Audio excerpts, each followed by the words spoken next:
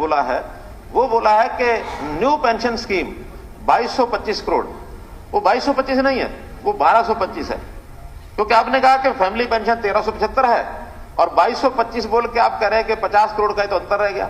50 करोड़ अंतर तब रहेगा जब आप 1225 बोलेंगे तो 1225 करोड़ न्यू पेंशन है और ओल्ड पेंशन में अभी भी 10,000 करोड़ रुपया जा रहा है।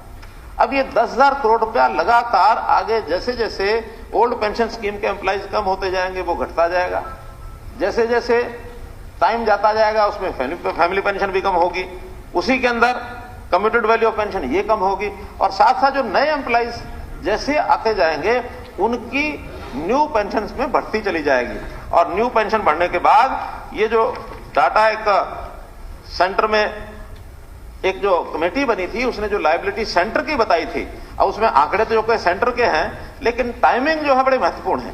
वो टाइमिंग जैसे वहां लागू होंगे वैसे ही यहां लागू होंगे। वहां जब भी न्यू पेंशन स्कीम शुरू हुई उसके बाद अगर केवल ओल्ड रहती न्यू ना होती तो ये एक्स्ट्रा चार्ज, एक्स्ट्रा जो बर्डन है वो उनके ऊपर 48 करोड़ रुपया शुरू में पहले साल से शुरू हुआ था और आज 2022 में उनका 2888 सेंटर का 3,000 करोड़ रुपया एक्स्ट्रा बर्डन है। अब ये एक्स्ट्रा बर्डन 2888 करोड़ रुपया, इससे पिछला साल 21-22 का 2938 करोड़ रुपया एक्स्ट्रा बर्डन था। अब एक्स्ट्रा बर्डन इस पिछले साल से लगातार उन्होंने कम करना दिखा दिया है और एवरेज बेसिस जैसा होता उन्होंने आगे के लिए प्रोजेक्शन दी है कि ये कम होकर के और सन 2037-38 में ये जीरो हो जाएगा, यानी उस समय कोई एक्स्ट्रा बर्डन नहीं होगा।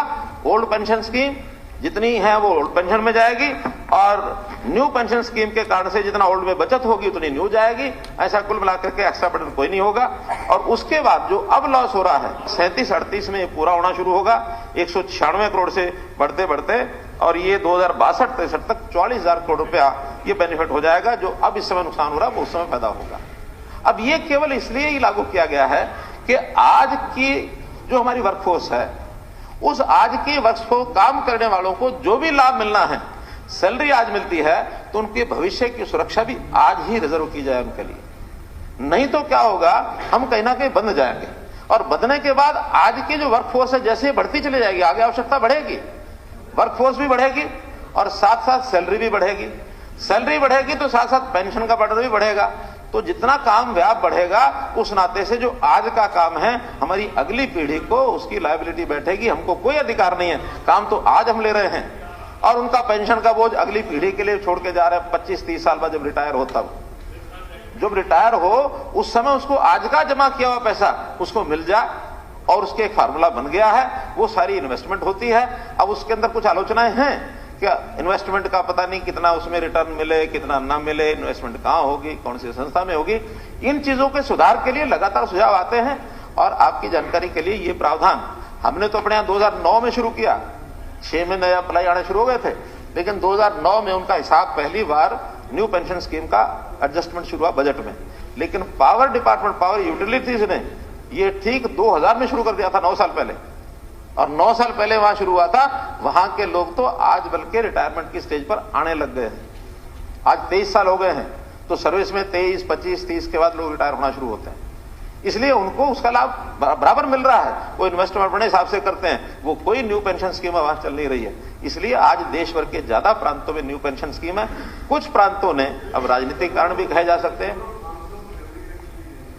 नहीं they are demanding family pension. नहीं वो सारी पेंशन के हिसाब से है, वो सारी पेंशन जो आज जो है ग्रेच्युटी है 1200 करोड़ रुपया आपको देनी होगी। मेरा क्या कहना है, 13,000 करोड़ आपका साल का न्यू पेंशन स्कीम की जगह ओल्ड पेंशन स्कीम में आना चाहते हैं। ओल्ड पेंशन स्कीम तो सारी है टोटल। आप एनपीएस में नेशनल पॉलिसी के अंदर 1225 करोड़ रुपए जमा करा रहे हैं, मैं उसको छोड़ देता हूँ। आप ये बढ़ता जाएगा आगे धीरे नहीं, आप क्योंकि वो नेशनल पॉलिसी वो ओल्ड पॉलिसी की बात है, पर 1275 करोड़ रुपए फैमिली पेंशन जिसे रिटायर होंगे तो जो पैसे आप देते हैं that is counted as family pension. ये तो ओल्ड पेंशन वालों को मिल रहे हैं, न्यू वालों को नहीं मिलना। ये नहीं तो यही तो मांग रहे हैं 1275 करोड़। मैं कहता हूँ इनकी मांग के अलावा और कई चीजें हैं। मेडिकल अलाउंस भी और है। सुपरन्यूएशन और जो उनके ड्यूज बनते हैं वो तो आपको देने ही देने पड़ेंगे। नहीं, मेरा कहना है जो हमने उनको देना है, मैं तो उसमें कोई बात कर नहीं रहा इसमें। जो हमको देना वो तो देना ही है, लेकिन जो उनकी डिमांड है, ग्रेच्युटी 1300 करोड़ रुपया बनती है, उनकी ग्रेच्युटी बनती है 1300 करोड़ रुपया। मैं कहता हूं जो हमको देना है, देखिए जीपीएफ तो जो है उनका ही है, वो आज जो जमा कराएंगे उनको मिलेगा, जब तक जमा कराएंगे उनको मिलेगा। तब तक ये जो ग्रेच्युटी है, ग्रेच्युटी चाहे ओल्ड है चाहे न्यू है, उनकी जाएगी। तो विषय तो बाकी है, 3 ही रह गए, फैमिली पेंशन और ये जो सुपरन्यूएशन रिटायरमेंट और कमिटेड वैल्यू पेंशन। तो ये तीनों चीजें वो छोड़ करके जो नहीं कमिट करवाएगा वो तो कमिट करवा सकता है ना एम्प्लॉय पहले ही, वो आपको देनी पड़ती है, वो आपसे ले रहा है। कमिट तो तभी कराएगा ना, उसके बाद पेंशन कमिट करवा सकता है। कमिट तो तभी है जब गवर्नमेंट उसको ये पेंशन जब देगी, यानी सुपरन्यूएशन की और रिटायरमेंट की देगी, तो उसी में तो करवाएगा। अगर वो उनकी है नहीं, वो पहले जमा, आखिर 14% सरकार अब भी जमा करा रही है उनका, ऐसा थोड़ी कि नहीं करा रही है। 0.69% ही टोटल पेंशन के प्रति बनता है, यही गलत इससे ज्यादा नहीं बनता। मेरा कहना है यही आप नहीं गलत देना चाहते एम्प्लॉइज को, वो आपकी मर्जी है। मैं कह रहा हूं यही गलत आंकड़े हैं। आंकड़े ये हैं कि आज 1000 करोड़ रुपए के 10,000 करोड़ रुपया जो है वो साल का न्यू पेंशन स्कीम में जाने वाला है 200 करोड़ का, और इसमें 5-4 बार तो आपको जा चुका है ये ईमेल से, और DG vigilance, DG police, running case है, डीजी एसपी सोनीपत, एसपी मैं कह रहा हूं रनिंग केस है ये।